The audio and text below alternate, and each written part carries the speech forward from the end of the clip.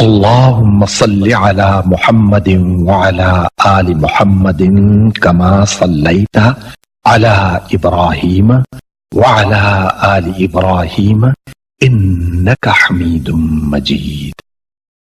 اللهم بارك على محمد وعلى آل محمد كما باركت على إبراهيم وعلى آل إبراهيم إنك حميد مجيد. مجيب كل سائل والصلاة والسلام على سيد الأنبياء والمرسلين وعلى آله وأصحابه وأزواجه وعلماء ملته أجمعين. أما بعد، فأعوذ بالله من الشيطان الرجيم. بسم الله الرحمن الرحيم. قال الله تبارك وتعالى في القرآن المجيد والفرقان الحميد في شان سيدنا صديق أكبر رضي الله تعالى عنه خلیفہ اول بلا فصل: إلا تنصروه فقد نصره الله إذ أخرجه الذين كفروا ثاني اثنين إذ هما في الغار إذ يقول لصاحبه لا تحزن إن الله معنا فأنزل الله سكينته عليه وأيده بجنود لم تروها وجعل كلمة الذين كفروا السفلى وكلمة الله هي العليا والله عزيز حكيم. آمنت بالله صدق الله العظيم. قال الله تبارك وتعالى في القرآن المجيد والفرقان الحميد في شان حبيبه عليه الصلاة والتسليم: إن الله وملائكته يصلون على النبي يا أيها الذين آمنوا صلوا عليه وسلموا تسليما. الصلاة والسلام عليك يا سيدي يا رسول الله. الصلاة والسلام عليك يا سيدي يا حبيب الله. الصلاة والسلام عليك يا سيدي يا شفيع المذنبين. الصلاة والسلام عليك يا سيدي يا رحمة للعالمين. الصلاة والسلام عليك يا سيدي يا جد الحسن والحسين. مولاي صل وسلم دائما أبدا على حبيبك خير الخلق كلهم. حمد و صلاة کے بعد سامعین محتشم، بزرگوں، دوستوں اور بھائیوں، ہمارے آج کے جمعۃ المبارک کے خطبے کا جو موضوع ہے، خلیفہ اول بلا فصل، شہنشاہ صداقت، افضل البشر بعد الانبیاء، حضور سیدنا صدیق اکبر رضی اللہ تعالی عنہ کے عرس شریف کے حوالے سے ہے۔ جمادی الثانی کی 22 تاریخ کو آپ کا اس دنیا سے ظاہری طور پر آپ پردہ فرماتے ہوئے وصال فرماتے ہیں، یعنی آج سے 2 دن پیچھے جو بدھ گزرا ہے یہ آپ کے عرس شریف کا دن تھا، 22 جمادی الثانی۔ اللہ کریم نے سیدنا صدیق اکبر رضی اللہ تعالی عنہ کو بہت سارے ایسے فضائل، ایسے کمالات اور ایسا مقام اور ایسے درجات اور رتبے عطا فرمائے ہیں جن کے اندر سرکار مدینہ علیہ السلام کے جتنے صحابہ بھی ہیں ان سب میں سے وہ فضیلت وہ شان فقط سیدنا ابو بکر صدیق کی ہی قسمت میں لکھی گئی. اور یہ مسئلہ ذہن میں رکھیں کہ ہمارے نزدیک یعنی مسلک اہل سنہ مسلک حقہ کے نزدیک تمام انبیاء اور رسول کے بعد اولین و آخرین من حیث الکل ہر جہت سے ہر اعتبار سے جس ہستی کو اللہ کریم نے شان و شوقت اور افضلیت عطا فرمائی ہے وہ خلیفہ اول بلا فصل سیدنا ابو بکر صدیق ہیں رضی اللہ تعالی عنہ. اور جس کا نظریہ اس کے برخلاف ہے تو اس کے نظریے کے مطابق پھر اس پر فتویٰ ہوگا. مسلمانوں کا جو نظریہ جو عقیدہ ہے وہ فقط یہی ہے، وہ فقط جیسا کہ مولا کائنات مولا مشکل کشا کرم اللہ تعالی وجہ الکریم نے ارشاد فرمایا جو مجھے ابو بکر صدیق کی ذات پر فضیلت دیتا ہے میں اس کو 80 کوڑے لگاؤں گا سزا کے طور پر. کتنے کوڑے؟ 80 کوڑے لگاؤں گا سزا کے طور پر کہ اس نے افتراء باندھا ہے. اس نے کیا باندھا ہے؟ افتراء باندھا ہے. جناب سیدنا صدیق اکبر رضی اللہ تعالی عنہ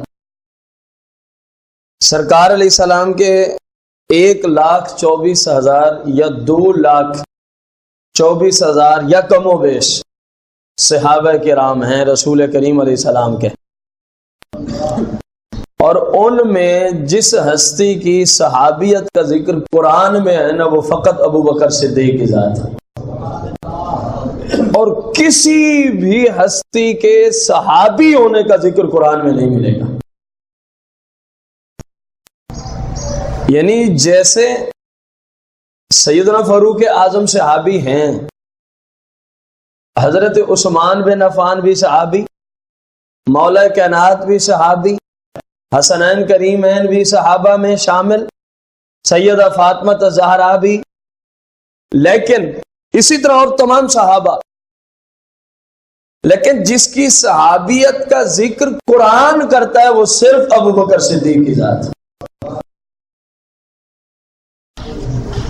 مسئلہ سمجھ ہے؟ جن کو قرآن نے صحابی رسول سے یاد فرمایا تو وہ صرف اور صرف خلیفہ اول بلا فصل سیدنا ابو بکر صدیق رضی اللہ تعالیٰ عنہ کی ذات.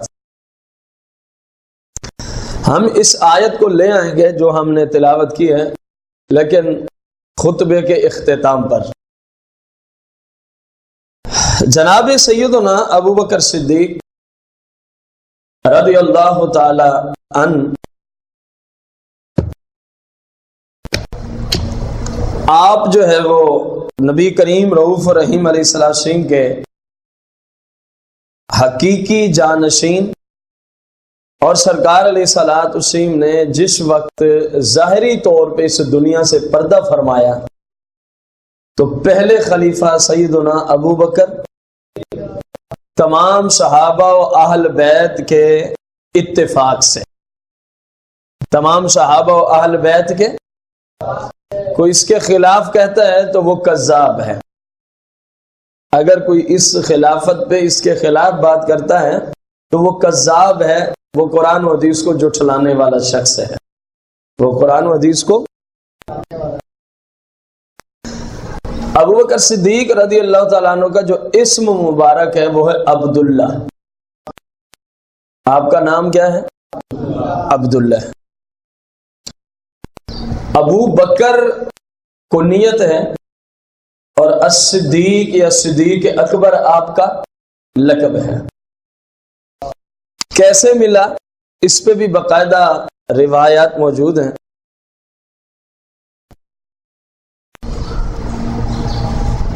اخرجہ الحاکم فی المستدرک. آپ صدیق اکبر کیسے بنے؟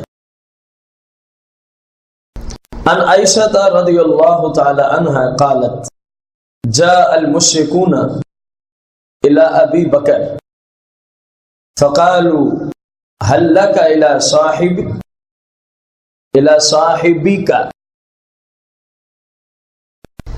مشرکین کا ایک گروہ، ایک گروہ اور ایک ٹولہ جناب سیدنا ابو بکر صدیق رضی اللہ تعالیٰ عنہ کی بارگاہ قدسیہ میں پہنچتا ہے اور آ کے کہتا ہے حل لک الی صاحب. کیا آپ نے نہیں غور کیا، آپ نہیں دیکھتے اپنے صاحب کی طرف؟ رسول کریم کی طرف اشارہ تھا ان مشرکین کا. الی صاحبی کا، جو آپ کے قریبی دوست ہیں، آپ نے ان کی بات سنی ہے؟ فرما کیا ہے؟ مشرکین کہنے لگے جی وہ فرما رہے ہیں کہ رات کے ایک تھوڑے سے حصہ میں، رات کے ایک تھوڑے سے حصہ میں وہ مسجد حرام سے بیت المقدس پہنچے، بیت المقدس سے عرش اور عرش اعظم سے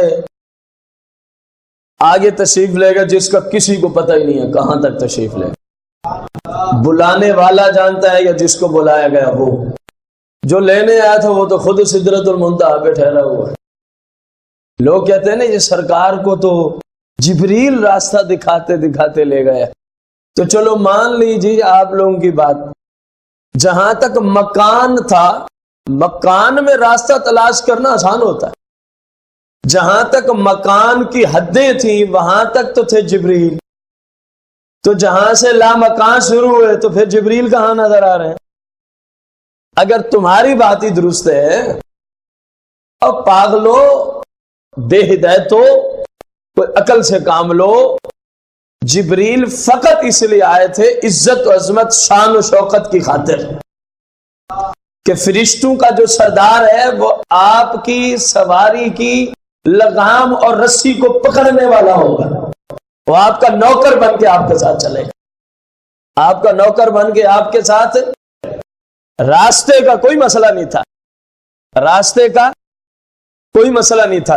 ورنہ میں نے کہا نا جہاں تک مکان ہے، سدرۃ المنتہا تک مکان کی حد ہے، اس سے آگے ہے لا مکان.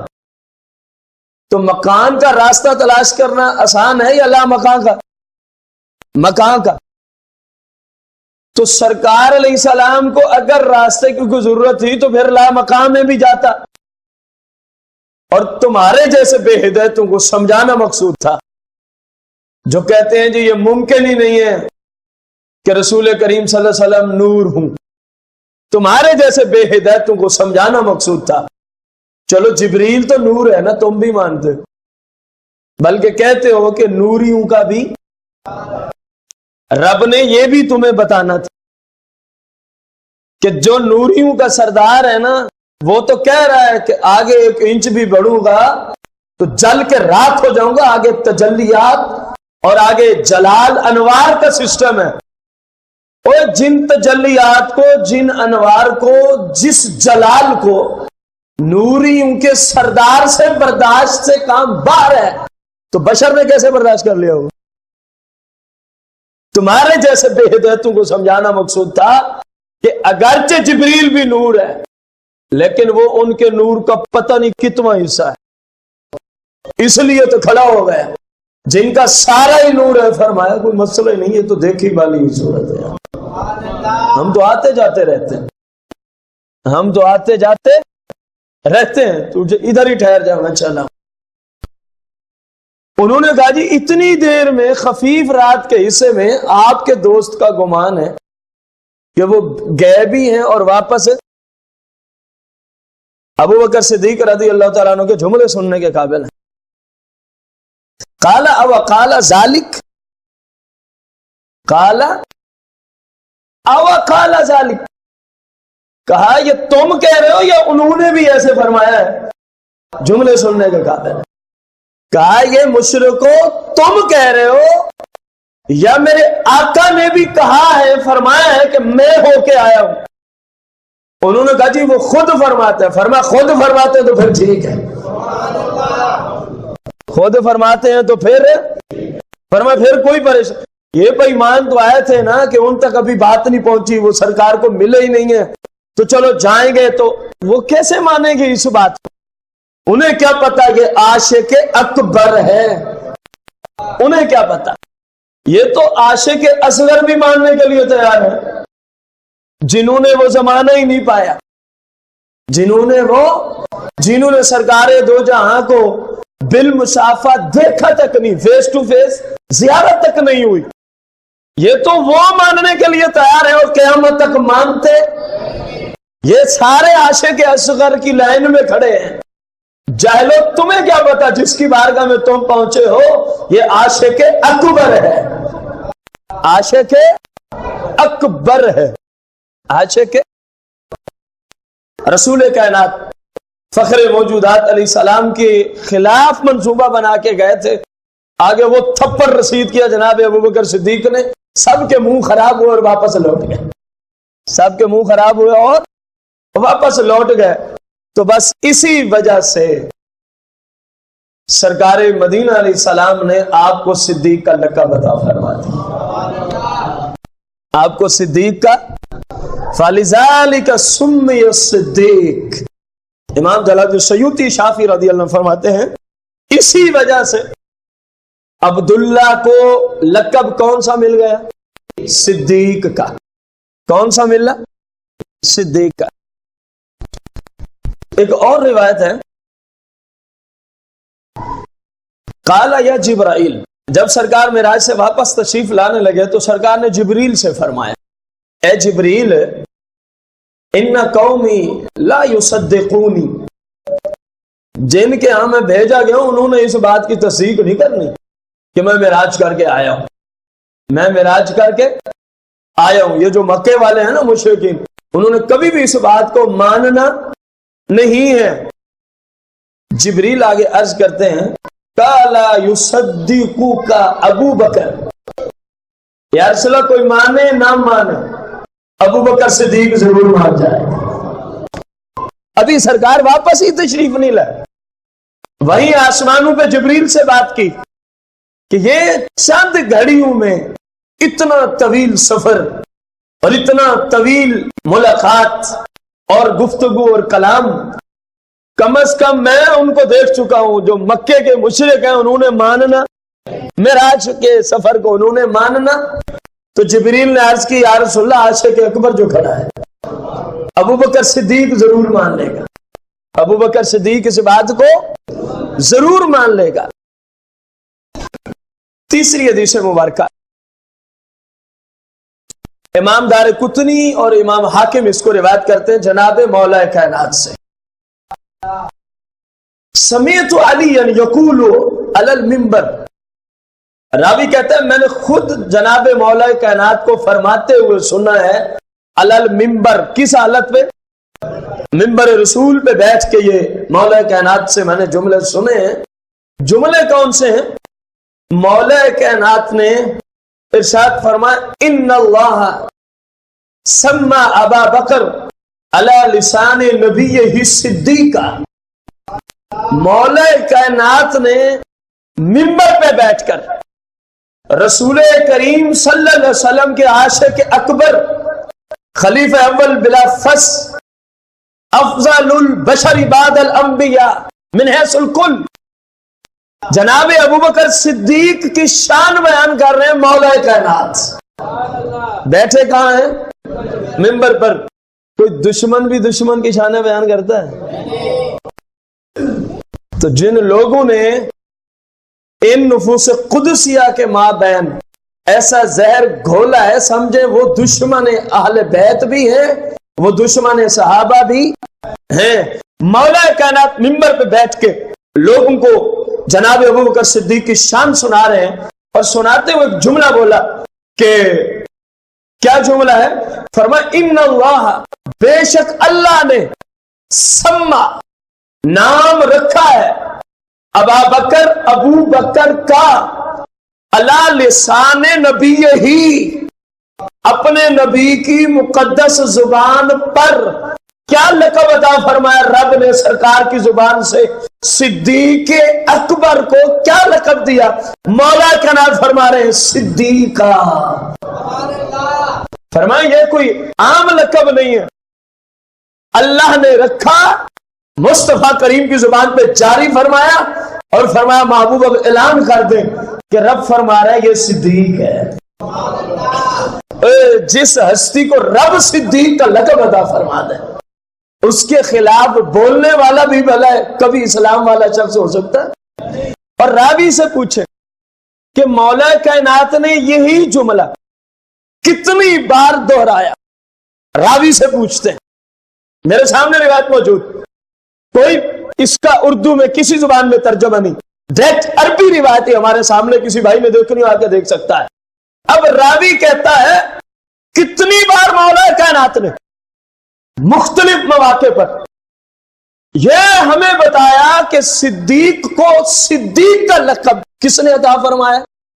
रब ने। और किन की जुबान पर? मुस्तफा करीम अलैहिस्सलाम की जुबान पर।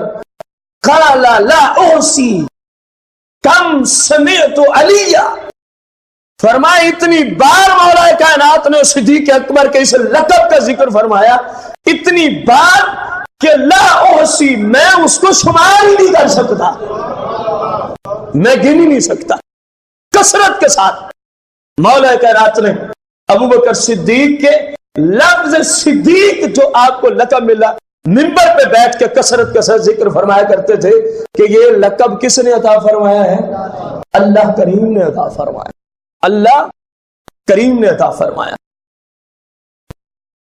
और एक और रावी है, अखरजहु तबरानी बिसनद जय्यद सहीह अन हकीम इब्न साद काला समीअतु अलिया यकूलु, ये कहते हैं मैंने मौला कायनात को फरमाते हुए सुना। मैंने डायरेक्ट समीअतु अलिया, जब रावी कहे ना मैंने खुद सुना तो समझे फिर कोई तरद्दुद बाकी नहीं रहता। एक होता है मैंने उससे सुना जिसने अगले से सुना था, अगला कहता है मैंने उससे सुना जिसने मजीद, और यहां रावी कह रहे समेत तो मैंने सुना अलिया, किस हस्ती से? मौला कायनात से मैंने खुद सुना है। सुना क्या है? यकूल, और उस वक्त मौला कायनात अल्लाह की कसम उठा रहे थे, मिंबर पे बैठ के मौला मुश्किल कुशा फरमा रहे, लोगों मुझे अल्लाह की कसम है, मुझे अल्लाह की कसम है, लअंज़लल्लाहु इस्मा अबी बकर मिनस समाई अस्सिद्दीका। किस बात पे कसम उठा रहे हैं? खलीफा राबे जनाब सैयदना अली अल मुर्तजा करमल्लाहु वजहुल करीम फरमाया मैं अल्लाह की कसम उठा के कहता हूं, क्या? लअंज़लल्लाहु, लाजमी तौर पर जरूरी है, पुख्ता बात है, इसमें किसी तरह का कोई शक शुबा इबहाम डाउट नहीं है। लअंज़लल्लाह, अल्लाह ने ही नाजिल फरमाया, इस्मा अबी बकर मिनस समा, अबू बकर का यह लक़ब कहां से नाजिल फरमाया? मिनस समा, फरमाया आसमान से नाजिल हुआ है। वो कौन सा लक़ब है? अस्सिद्दीका। फरमाया लोगों अली इस बात पे कसम भी उठा रहा है कि अबू बकर को सिद्दीक रब ने फरमाया है। तो जिस बात पर, जिनकी सदाकत पर मौला कायनात जैसी हस्तियां मिंबर पे बैठ के कसमें उठाए, और आज बंदा उसी हस्ती के खिलाफ गुफ्तगू करे तो वो अपने आप से पूछे क्या ये इंसाफ है? बात इंसाफ से होनी चाहिए। मैं कहूं आप कहें और बात।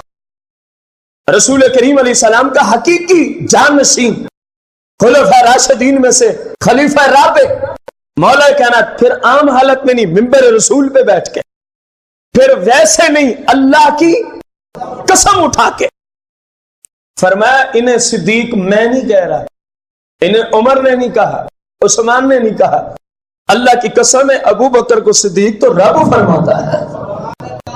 तो जिस हस्ती को रब सिद्दीक फरमाए और सहाबा उनके सिद्दीक यानी सच्चे होने पर क्या उठाएं? कसमें उठाएं, उस हस्ती की सीरत में कोई कलाम मुमकिन है? ये वही अबू बकर सिद्दीक रज़ी अल्लाह तआला अन्हु है معیشت میں آپ کتنے لالچی تھے معاذ اللہ، مال و دولت میں. ہمارے شیخ ہمیں یہ واقعہ سنایا کرتے تھے، اللہ تعالیٰ ان کے مزار پر انوار پر کروڑوں رحمت نازل فرمائے. فرمایا کہ جناب سیدنا ابو بکر صدیق رضی اللہ تعالیٰ عنہ خلافت پر معمور ہیں، امیر المومنین ہیں، مسلمانوں کے خلیفہ ہیں، اور سادہ لفظوں میں کہیں تو بادشاہ وقت ہیں. بادشاہ وقت ہیں. آپ کی بیوی نے آپ سے ایک دن عرض کی، حضور فالودہ کھانے کو جی کر رہا. ان لوگوں کا تقوی طہارت دیکھنا. بادشاہ وقت، پوری اسلامی سلطنت کا خلیفہ، اور بیوی کس چیز کی خواہش کر رہی ہے؟ فالودہ کھانے کو دل کر رہا ہے. آپ نے فرمایا حالات نہیں ہے، معیشت میرا ساتھ نہیں دیتی کہ میں اتنے پیسے دے سکوں گھر میں فالودہ تیار کیا جا سکے، یا بازار سے ہم خرید سکیں، یا بازار سے ہم، کیا ان کے پاس بیت المال نہیں تھا؟ آج ہمارے زمانے کے حکمران جو بیت المال کو اپنا مال سمجھ کے کھا رہے ہیں، مسلمانوں کے خلفاء سے، اسلامی سلطنت کا نظام ادھر سے ہے، مدینہ منورہ سے. اسلامی سلطنت کے چلانے کا نظام، اسلامی سلطنت کے جتنے بھی معاملات ہیں سب کے چلانے کا نظام امریکہ سے نہیں، مدینہ المنورہ سے ملتا ہے. امریکہ تو رسول اللہ کا دشمن ہے، اس نے کہا اسلامی سلطنت کو چلانے کے اصول ہمیں دینے ہیں. وہ تو اسلام و اہل اسلام کے کیا ہیں؟ دشمن ہے. اسلامی شکل و شبہات کے اندر اس نے پوری دنیا میں دہشت گرد بھیجے ہوئے ہیں صرف اسلام کو بدنام کرنے کی غرض. اور جو نام نہاد مسلمان تھے ان کو خرید کے ان کو بھی استعمال کر رہا ہے. اور الحمدللہ جو صحیح مسلمان ہیں ان کے نزدیک جو کسی مسلمان کا ناحق قتل جائز سمجھے، ہمارے نزدیک وہ کافر ہے. قرآن و سنت کی روشنی میں دہشت گرد کیا ہے؟ اسلام سے فارغ ہیں. کیوں؟ اللہ کریم نے مسلمان کا قتل قرآن میں حرام قرار دیا ہے، اور جو اس کو حلال سمجھ رہا ہے اور پھر کبھی نماز کی حالت میں ان کو قتل کیا جا رہا ہے، شہید کیا جا رہا ہے، کبھی جنازے کی حالت میں، کبھی چھوٹے چھوٹے بچے جن کا ابھی مکلف ہونے سے تعلق ہی نہیں، گناہ اور ثواب تک وہ پہنچے نہیں، وہ بچے پھول جیسے جو پڑھنے جا رہے ہیں، تعلیم حاصل کرنے جا رہے ہیں، ان بیچاروں کو وہاں پہ بم بلاسٹ کر کے شہید کیا جاتا ہے. کیا یہی اسلام ہے؟ ایسے لوگ اسلام سے خارج ہیں، اور یہ خارجی لوگ ہیں. رسول اللہ نے ان کے لیے 1400 سال پہلے امت کو آگاہی عطا فرمائی تھی کہ خارجیوں کی یہ اور یہ علامتیں ہوں گی. انہوں نے فرمایا وہ بت پرستوں کو قتل نہیں کریں گے بلکہ اللہ کو ایک ماننے والوں کو وہ شہید کیا کریں گے. سرکار نے یہاں تک بھی نشانی عطا فرمائی تھی. آپ بخاری شریف کا کتاب المناقب کا باب پڑھ لیں، بخاری شریف کتاب الفتن کا باب پڑھ لیں، یہ ساری خارجیوں کی علامتیں آپ کو وہیں مل جائیں گی. آپ نے کیا فرمایا؟ معیشت میں حالات ایسے نہیں کہ گھر میں کیا تیار ہو سکے. اب جو کچھ آپ کو وظیفے کے طور پہ ملتا تھا، جو کچھ آپ کو وظیفے کے طور پہ، وہ اتنا تھا کہ مرضی کے کھانا پکتا تھا، اسے 1 درہم بھی بچتا. آپ کی بیوی نے کیا کیا؟ جو روزانہ کا کھانا پکانے کے لیے وظیفہ ملتا تھا اس میں سے تھوڑی تھوڑی بچت کرنا شروع کی. چلو کبھی تو اتنا بچ جائے گا نا کہ ہم فلودہ تیار کر لیں. کئی دن گزر گئے، ایک دن فلودہ تیار ہو کے خلیفہ اول بلا فصل کی بارگاہ میں آپ کی بیوی لے آتی. عرض کی حضور یہ اب تناول فرمایا. فرمایا یہ کہاں سے آیا؟ اب جملے سننے کے قابل. فرمایا یہ کہاں سے آیا؟ تو معلوم ہوا کہ جب کوئی ایسی بات ہو تو گھر کے سربراہ کو پوچھ لینا چاہیے کہ یہ کہاں سے آیا. سمجھ آ رہی ہے کہ نہیں آ رہی؟ آپ جو ایک بندے کے اپنے گھر کے کسی بھی فرد کی، خواہ کوئی بھی ہو، دیکھ رہے ہیں آپ نے بھی ایک چیز نہیں لے کے دی اور ہزاروں روپے کی چیز اس کے ہاتھ میں اس کے جسم پر ہے، پوچھنا تو حق بنتا ہے کہ نہیں بنتا کہ یہ کہاں سے آئی. یہ آپ نے یہی فرمایا. انہوں نے کہا وہ جو روزانہ ہمیں وظیفہ ملتا ہے نا کھانا پکانے کے لیے، تھوڑا تھوڑا آٹا اس سے میں سائڈ پہ کرتی رہی، تھوڑا تھوڑا گنجائش کر کے اتنے دن حضور ہو گئے, آج اسی کی وجہ سے فلودہ تیار ہو سکا. جملے اگلے سننے کے قابل ہیں. فرمایا اچھا اس کا یہ مطلب ہے کہ اگر ہم اتنا کم کروا دیں تو گھر کا گزارا چل سکتا ہے نا. آپ نے بیت المال پہ جو مامور شخص تھا اس کو کہا آج کے بعد میرے گھر میں اتنا کم بھیجا جائے جتنا وہ روزانہ کا رکھتی تھی. فرمایا اس کا مطلب ہے ہمارے گھر کا گزارا اس سے کم میں بھی تم نے اتنے دن سے چلایا تو ہے, اتنے دن سے کہاں ہیں ایسے متقی پرہیزگار لوگ. سیدنا فاروق اعظم رضی اللہ تعالیٰ جنہیں روزانہ صبح کی نماز کے بعد دیکھا کرتے ہیں کہ آپ اندھیرے میں کہیں جاتے ہیں پھر تشریف لے آتے ہیں. آپ نے کہا چلو کبھی دیکھیں گے کہاں جاتے. پیچھا کیا تو مدینہ شریف سے باہر ایک نابینا اور معذور خاتون کے گھر جا پہنچے. ان سے پوچھا یہ کیا سسٹم ہے؟ کہنے لگی اللہ تعالیٰ اس بندے پہ اپنی خصوصی رحمتیں نازل کرے. میں نابینا اور اپاہج ہوں, میرا کام کاج کرنے والا کوئی نہیں. یہ روزانہ آتا ہے, میرے گھر کی صفائی بھی کر دیتا ہے, میرے معاملات بھی حل کر دیتا ہے. یہ کون تھا؟ خلیفہ وقت ابو بکر صدیق کی ذات تھی. میرے بھائیو, اسلامی سلطنت تو خلفاء کو یوں نظام چلانے کا حکم دیتی ہے. آپ خلافت سے پہلے کچھ لوگوں کی اجرت میں بکریوں کا دودھ نکالا کرتے ہیں, خلیفہ بننے کے باوجود بھی آپ وہی کام کرتے رہے. کو بات سمجھ آ رہی؟ ابو بکر صدیق رضی اللہ تعالیٰ عنہ سرکار مدینہ علیہ السلام کی بارگاہ قدسیہ میں بیٹھے ہیں. اور میں آپ کو آپ کی اطلاع کے لیے عرض کرتا چلوں, جب شہنشاہ صداقت خلیفہ اول بلا فصل رضی اللہ تعالیٰ عنہ اسلام لائے تھے, مردوں میں سب سے پہلے اسلام قبول کرنے والے سیدنا ابو بکر صدیق کی ذات ہے. نابالغ بچوں میں سب سے پہلے اسلام قبول کرنے والے جناب مولا کائنات ہیں, اور عورتوں میں سب سے پہلے اسلام قبول کرنے والی سیدتنا خدیجۃ الکبریٰ سلام اللہ علیہا. جب آپ اسلام لے آئے تھے تو مکے کے امیر ترین لوگوں میں آپ کا شمار ہوتا تھا. اس وقت آپ کے پاس 40,000 سونے کے سکے موجود تھے. کتنے؟ جو آج اربوں کی جائیداد بنے گی. اگر آج کی کرنسی میں اس کو ہم تبدیل کریں تو اربوں روپے بنے گے. جب آپ کیا لائے تھے؟ اسلام.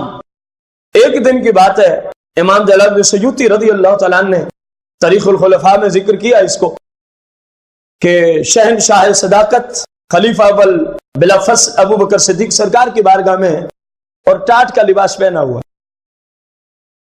کون سا لباس؟ ٹاٹ کا لباس. جبریل امین نازل ہوتے ہیں اور جملے آ کے عرض کرتے ہیں قال فإن اللہ تعالی یقرأ علیہ السلام, یا رسول اللہ مجھے اللہ نے بھیجا ہے, مجھے, اور اللہ تعالی جناب ابو بکر صدیق کو سلام پیش فرما رہا ہے. اور اللہ نے بھیجا کیوں ہے؟ وَيَقُولْ كُلَّهُ أَرَاتْ, اللہ فرما رہے ابو بکر سے پوچھیں کیا اس حالت میں ابو بکر اپنے رب سے راضی ہے؟ قبلہ سمجھنے والوں کے لیے جملہ ہوتا ہے. پوری کائنات تو رب کو راضی کرنے میں لگی ہوئی, اور مسلمان کا معیار بھی یہی ہے کہ رب راضی ہو جائے. کوئی بھی ہم عبادت کرتے ہیں اس میں نیت کیا ہوتی ہے؟ اللہ کریم راضی ہو جائے. اگر اس کے سوا کوئی نیت ہے تو وہ ریاکاری ہے, دکھلاوا ہے, اور اس سے عبادت جو ہے وہ مذموم ہے, باطل ہو جائے گی. ہر عبادت میں مقصود ہوتا ہے اللہ کی رضا, اللہ کی رضا.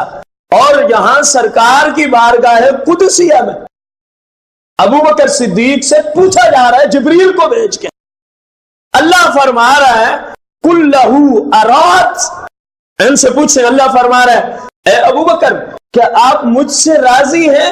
انت ان فی فقری کا حاضا, کیونکہ جب آپ اسلام لائے تھے تو 40,000 سونے کے سکے آپ کی ملکیت میں تھے, اور اسلام پہ خرچ کر کر کے, سرکار کے قدموں میں خرچ کر کر کے, حالت یہ ہے کہ لباس ایسا پہن رکھا ہے.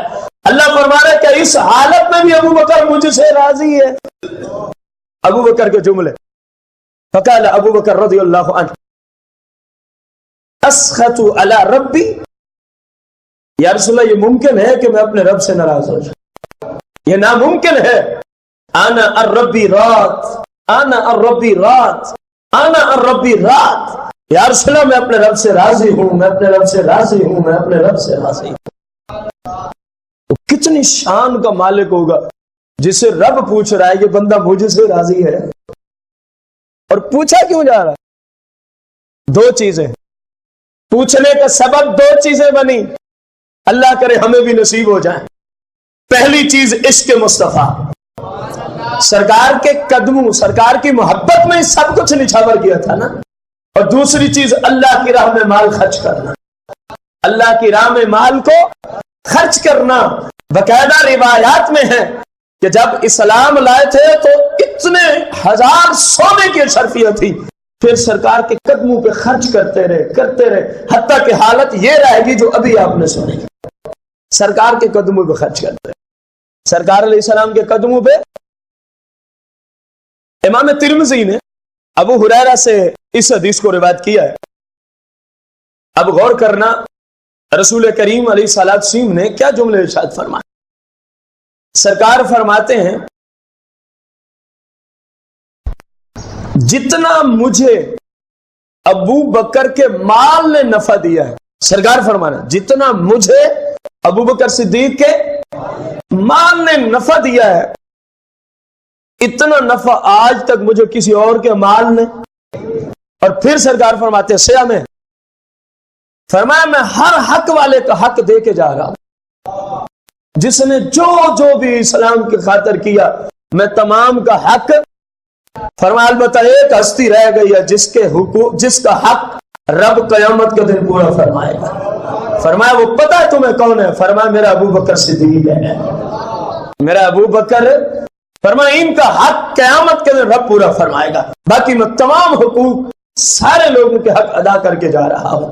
رسول کریم رؤوف الرحیم علیہ الصلوۃ والتسلیم، سرکار مدینہ علیہ الصلوۃ والسلام جناب ابو بکر صدیق کے مال میں کیسے تصرف فرماتے تھے؟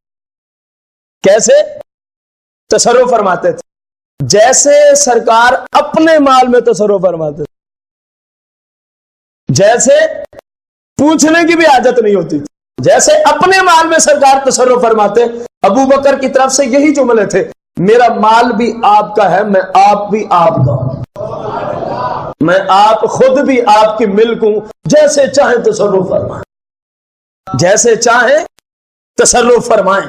رسول کائنات فخر موجودات مالک کون و مکان صلی اللہ تعالی علیہ وآلہ وسلم کے پیارے اور مقدس صحابی حضرت سیدنا ابو بکر صدیق رضی اللہ عنہ کی شان اور آپ کا اور سننے والوں، ان ابی ہریرہ قال رسول اللہ صلی اللہ علیہ وسلم اورج بی الی السماء فما مررت بسماء الا وجدت فيها اسمی محمد رسول اللہ و ابو بکر صدیق خلفی۔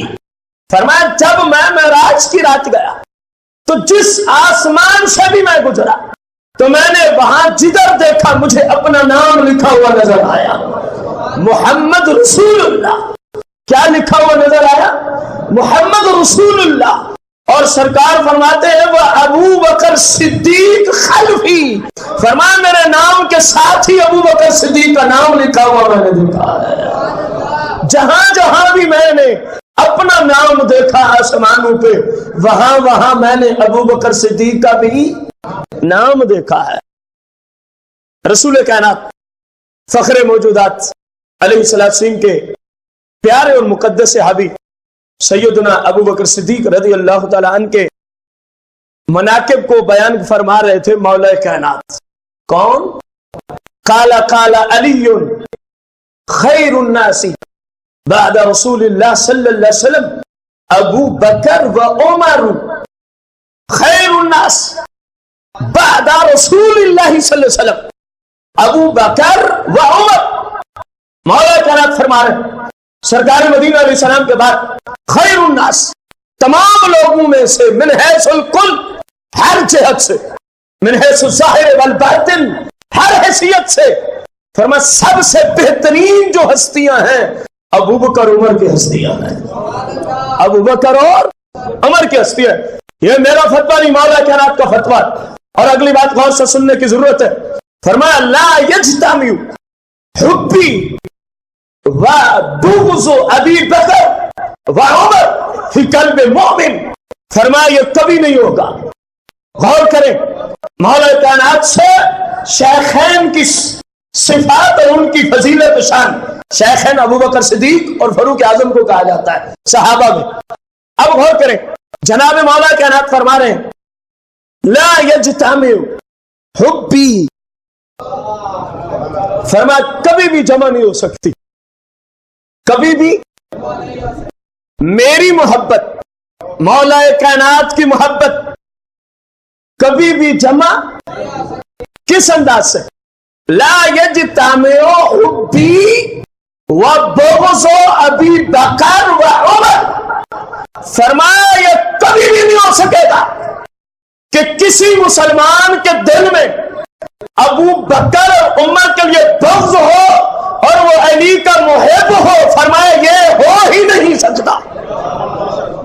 جملے غور سے سنیں، لا یجتمع حبی و بغض ابی بکر و عمر، فرمایا یہ کسی صورت ممکن نہیں کہ کسی کے دل میں علی کی محبت ہو اور ابو بکر صدیق اور فاروق اعظم کا بغض، فرمایا یہ کبھی بھی ممکن، کہاں ممکن نہیں، کس دل کی بات ہو رہی ہے؟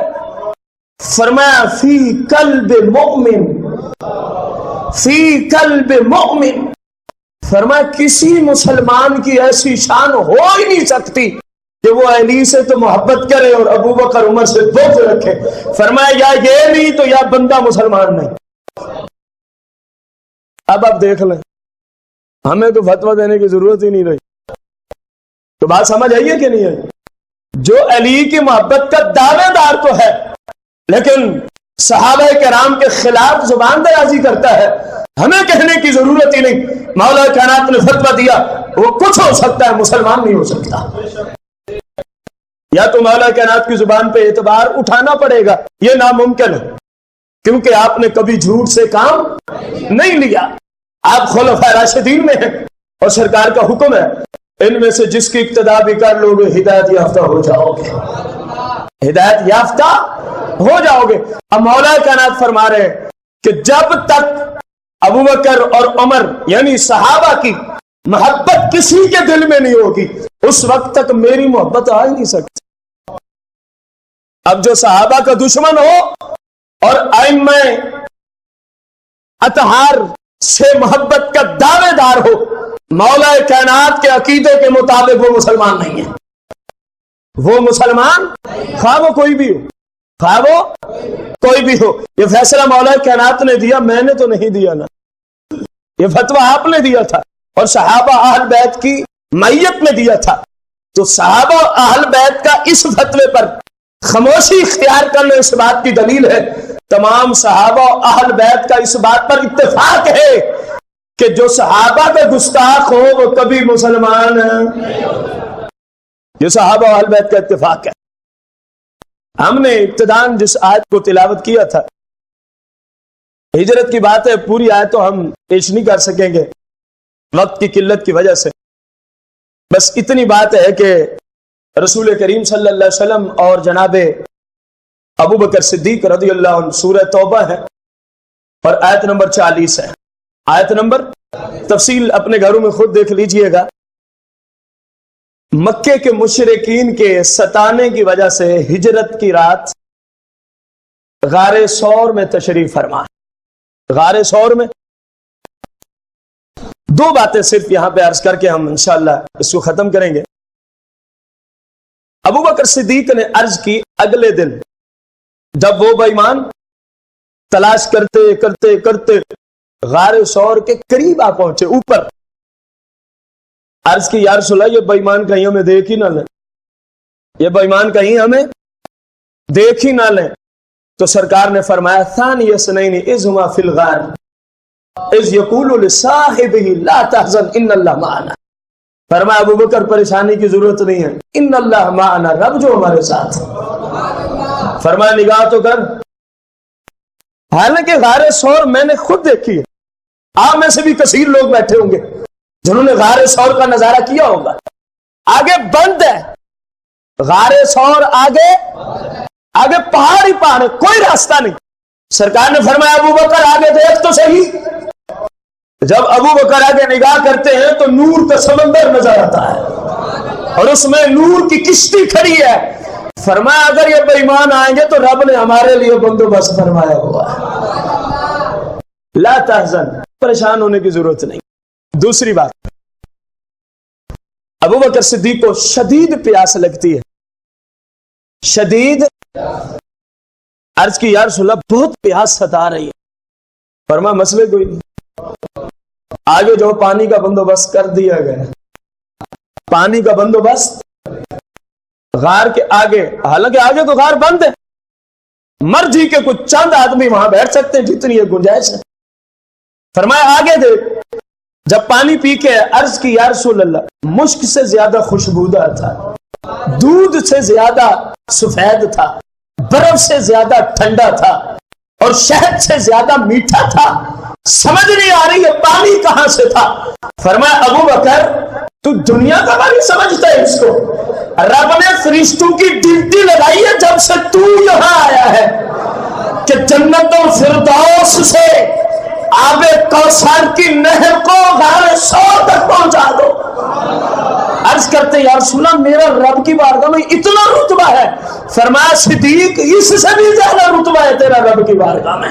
پھر سرکار نے جملے ارشاد فرمایا تیرا تو اتنا رتبہ ہے اگر کوئی بندہ ہو جو تیرا بغض رکھتا ہو، اے صدیق جو تجھ سے بغض، اناد اور حسد رکھتا ہو، جو تیرے خلاف زبان درازی کرتا ہو، اے صدیق اگرچہ اتنا نیکوکار ہو کہ 70 نبیوں کے بالفرض والمحال 70 نبیوں کے اعمال کے برابر بھی عمل کر لے، اگر تیرا بغض رکھتا ہے صدیق تیری تو اتنی شان ہے رب اس کو کسی صورت جنت میں جانا ہی نہیں دے گا. اللہ نے آپ کو اتنا مقام عطا فرمایا، اللہ کریم نے آپ کو اتنا مقام عطا فرمایا ہوا. رسول کریم رؤوف الرحیم علیہ السلام کے پہلے خلیفہ اول بلا فس سیدنا ابو بکر، نام جن کا ہے عبداللہ، کنیت ابو بکر، عتیق بھی کنیت ہے. سرکار نے فرمایا آپ جہنم سے آزاد ہیں، آپ جہنم سے، عتیق من النار، دوزخ سے آپ آزاد ہیں. اس وجہ سے عتیق بھی ہے. اور صدیق کا تو ابھی آپ نے خود سنا کہ کیسے پڑھا. سمجھ آئیے کہ نہیں ہے؟ کوشش کریں خود بھی، اپنی اولاد کو بھی، اہل و عیال کو بھی سرکار علیہ السلام کی محبت، سرکار مدینہ علیہ السلام کی ازواج کی محبت، آپ کے والدین کی محبت، آپ صلی اللہ علیہ وسلم کے صحابہ، اہل بیت، پنچن پاک، ائمہ اربع، بزرگان دین جو حقیقی اولیاء ہیں، بھنگی جرسی نہیں. یہ جو 2 نمبر ہے نا ان کی بات میں نہیں کرتا. جو نماز نہیں پڑھتا وہ کیسا پیر؟ جس کا اپنا کام رسول اللہ کی شریعت کے خلاف ہے، بھلا وہ پیر ہو سکتا؟ ان کی بات نہیں کر رہا میں، حضور داتا گنج بخش جیسی ہستیوں کی بات کر رہا ہوں. میں بات کر رہا ہوں خواجہ غریب نواز جیسی ہستیوں کی، جنید بغدادی، سیری سختی، عبداللہ بن مبارک. میں بات کر رہا ہوں شیخ عبد القادر جیلانی جیسے بزرگان دین کی جنہوں نے واقعی دین کی خدمت کی، واقعی دین اسلام کی خدمت کی ہے. ان سب کی محبت جب تک نہیں ہے بندہ صحیح معنوں میں مسلمان نہیں ہو سکتا. ان کی محبت ہوگی تو پھر عمل کرنے سے کوئی ثواب مل سکتا ہے، ورنہ پھر ٹکریں ہیں، مارتے رہے. اگر ان نفوس قدسیہ کی محبت نہیں ہے تو کچھ بھی پلے نہیں ہے. یہ یاد رکھ رہے. خالق لم یزل سے دعا گو ہے اپنے پاک محبوب کے توسل سے ہمیں انبیاء کی، ان کے ازواج کی، صحابہ، اہل بیت، پنجتن پاک، حقیقی اولیاء کی سچی محبت عطا فرمائے. آمین بجاہ النبی الکریم علیہ الصلوۃ والتسلیم.